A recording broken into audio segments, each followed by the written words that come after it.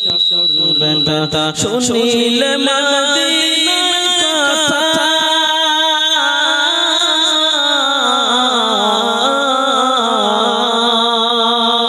শুনিলে মদিনার কথা বলতে পারি শ্বশুর বেটা শুনিলে মদিনার কথা বলতে পারি শ্বশুর বেটা বুকের ভিতর ভেসে ওঠে বুকের ভিতর ভেসে ওঠে মন আনন্দ ঢল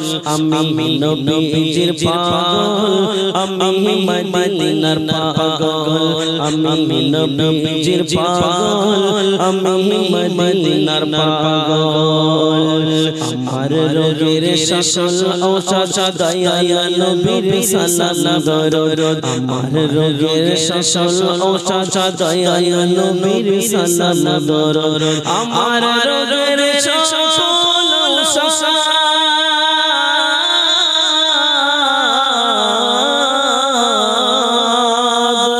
আমার রোগের সকল ঔষধ দয়া নবীর সালাম দরুদ ভক্তি চিতে পড়ি যখন ভক্তি চিতে পড়ি যখন অসুস্থ সবল আমি নবীজির পাগল আমি মদিনার পাগল আমি নবীজির পাগল আমি মদিনার পাগল মদিনার দুলমালি মার মদিনার দুলমালি মার নয়নের কাজল আমি নবীজির পাগল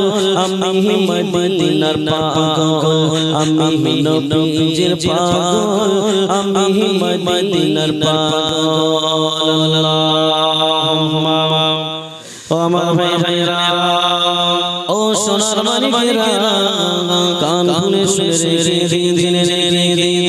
এই যে সবে বারাতের মাস পড়ে গেল শাবান মাস পড়ে গেল এই শাবান মাসে আল্লাহ পাক রব্বুল আলামিন আমাদের যে মহব্বত দিয়ারা রেখে দিয়েছেন ওই রাতে আল্লাহ পাক বান্দা বান্দি জীবনের গুনাহ মাফ করার জন্য আমার আল্লাহ পাক আল্লাহ তাআলা প্রথম আসমানে নেমে আসে সুবহানাল্লাহ ও সোনার মানিকেরা কান খুলে শুনে দিন যত রাত গভীর হয়ে যায় আমার আল্লাহ পাক আল্লাহ তাআলা ওই সময় বান্দাদেরকে ডেকে বলতে থাকে ও বান্দারে ও আমার বান্দারে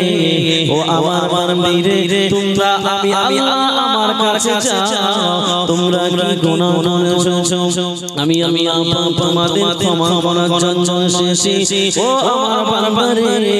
তোমরা তোমাদের জীবনের গুনাহ মাফ চেয়ে নাও সুবহানাল্লাহ আল্লাহ নিজে বান্দাকে ক্ষমা করার জন্য প্রথম আসমানে চলে আসবে আর আমরা সেই শবে বারাতের দিন রাত্রিতে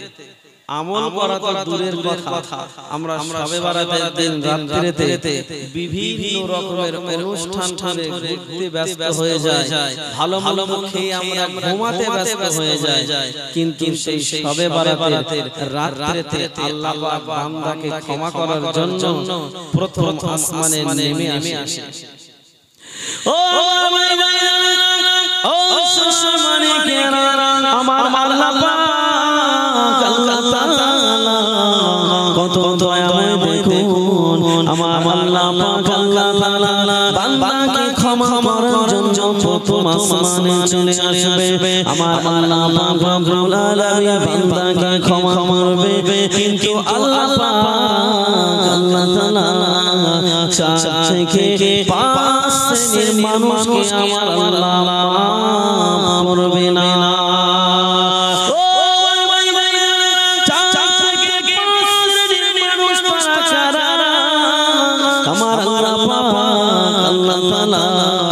প্রথম নাম্বার হলো যারা মুশরিক যারা আল্লাহর সঙ্গে শিরক করে আমার আল্লাহর সঙ্গে যারা শরীক করে বলে আমার আল্লাহ যেমন অমুক ব্যক্তিটা তেমন বা অমুক মানুষটা তেমন তারা যদি আমার আল্লাহর সঙ্গে শিরক করে নেয় আমার আল্লাহ পাক ওই শ্রেণীর মানুষকে ওই রাতেও আমার আল্লাহ মাফ করবে না। আল্লাহর সঙ্গে শিরক করা যাবে। অনেক মানুষ আছে দেখবেন মাজারে গিয়ে সিজদা করে না এই করে না আরে আমি তো ফুরফুরা সিলসিলার মাদ্রাসায় পড়েছি, ফুরফুরার বিরোধী নয়, কিন্তু মাজারে গিয়ে সিজদা করা যাবে? আরে ফুরফুরাই তো নিষেধ করে। ফুরফুরা ইসলামের স্বাধীন পর সব আপনি দেখবেন মাজারের পাশে লেখা আছে চাদর চড়ানো যাবে না, সিজদা করা যাবে না, আগরবাতি জ্বালানো যাবে না, চুমা খাওয়া যাবে না। আমাদের সিলসিলা কি হক ফুরফুরা, আমাদের সিলসিলা ফুরফুরা কখনোই ওই ঢোল তবলা বাজাতে বলে না। আমাদের সিলসিলা ফুরফুরা হকের উপরে আছে, ওই জন্য সিলসিলা ফুরফুরা আমরা আছি, ছিলাম, আগামীতেও থাকবো, বলুন ইনশাআল্লাহ। ও ভাই ও সুসমানিকে কান খুলে শুনে দেখতে পাওয়া গেল বাবা কোন বান্দা যদি আল্লাহর সঙ্গে শিরক করে একজন বান্দাকে সিজদা করে তার মাথাটা যদি নত করে দেয় আমার আল্লাহ পাক তার উপরে এতটা রাগান্বিত হয়ে যায় আমার আল্লাহ পাক ওই বান্দার মামা করে না। শুধু ওই নয় আল্লাহ পাক রব্বুল আলামিন আর দুই নম্বর শ্রেণীর মানুষকে ক্ষমা করবে না আমার আল্লাহ পাক রব্বুল আলামিন। দ্বিতীয় শ্রেণীর মানুষ হলো যারা আমার আল্লাহ পাক রব্বুল আলামিন এই যে ইসলাম ধর্মটা কেমন করে আমাদের কাছে পাঠিয়ে দিয়েছেন, এই ইসলাম ধর্মটা কোনটা করলে আল্লাহ খুশি হবে, কোনটা করলে আল্লাহ অসন্তুষ্ট হবে, এই সামান্য এতটুকু বেরেন্ডি যদি না থাকে তাহলে আমরা অন্যায় করব, গুনাহ করব, আর অন্যায় গুনাহ করার কারণে আল্লাহ পাক বড় বড় অফারের রাত আসবে, ওই বড় বড় অফারের রাতেও আল্লাহ পাক মাফ করবে না। ও ভাই বোনেরা ও সুসমানিকেরা শুনে ধীরে আমার আল্লাহ পাক রব্বুল আলামিন যারা দ্বিতীয় নাম্বার ব্যক্তি যারা লাগালাগি করে চোখচুরি করে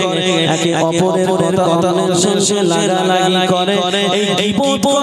ব্যক্তিকেও আমার আল্লাহ পাক ওই রাতেও মাফ করবে না। এই গীবত করা ব্যক্তি নেই নালে কিন্তু আমার হয়তো খবর খারাপ হয়ে যাবে। কেউ কারো কথা লাগালাগি করে তাই না? কিন্তু এগুলো যদি হয় আল্লাহ কিন্তু বড় বড় অফারের রাত, এই রাতেও কিন্তু ক্ষমা করবে না। ও ও সুসমানিকেরা কান খুলে শুনে আমার পাক আল্লাহ তাআলা আরো শ্রেণীর মানুষকে ক্ষমা করবে না যারা বড় বড় জিনাখোর হবে, ওই জিনাখোরকেও আমার পাক মাফ করবে না। ও ভাই বোনেরা আরো শ্রেণীর মানুষকে আমার পাক ক্ষমা করবে না, মাফ করবে না। যারা টাকনুর নিচে নিয়ে পড়ে, টাকনুর নিচে পায়জামা পরে আমার আল্লাহ পাক আল্লাহ তাআলা ওই শ্রেণীর ব্যক্তিকেও আমার আল্লাহ মাফ করবে না। ও ভাই বোনেরা কান খুলে শুনে তাহলে আমাদের মধ্যে এই যে অন্যায়গুলো আছে এই অন্যায়গুলো আমরা করব না। এই অন্যায়গুলো যদি থেকে থাকে আমার আল্লাহ পাক মাফ করবে না। এই অন্যায়গুলো নাই তো হ্যাঁ কথা বলছেন না কেন? আছে। এই অন্যায়গুলো যদি থেকে থাকে আপনাদের পায়ে ধরে বলে যাচ্ছে পায়ে ধরে বলে যাচ্ছি এই অন্যায়গুলো থেকে আপনারা বিরতি থেকে তওবা করে নিয়ে জীবনের সেই অন্যায়গুলো ত্যাগ করে দিয়ে আগামী দিনে একটু ভালো হয়ে চলেন, তাহলে আল্লাহ পাক নিশ্চয়ই আপনাকে ক্ষমা করবে। আল্লাহ কোরআনের মধ্যে কি বলল? কুল ইয়া ইবাদিয়াল্লাযীনা আসরাফু আলা আনফুসিহিম লা তাকনাতু মিন রাহমাতিল্লাহ ইন্নাল্লাহা ইয়াগফিরু যুনুবা জামিআ ইন্নাহু হুয়াল গফুরুর রাহিম। আমার কোরআনের মধ্যে জানিয়ে দিল বান্দা যদি জমিন থেকে আসমান পর্যন্ত গুনাহ করে আর ওই গুনাহর উপরে অনুতপ্ত হয়ে আমি আল্লাহ তাআলা আমার কাছে যদি ক্ষমা চাই, মাফি চাই, আমি আল্লাহ পাক ওই বান্দার বিগত জীবনের গুনাহ মাফ করে দিই। জোরে হলো না? এতগুলো মানুষের বিদ্যান্ত থেকে নারাই তাকবীর, মাশাআল্লাহ মাশাআল্লাহ, নারাই তাকবীর, নারাই তাকবীর। ও আমার আরো জানিও বাবারে, আমি শুধু তোমাদের মাফ করে দিয়ে থেমে থাকি না, আমি আল্লাহ পাক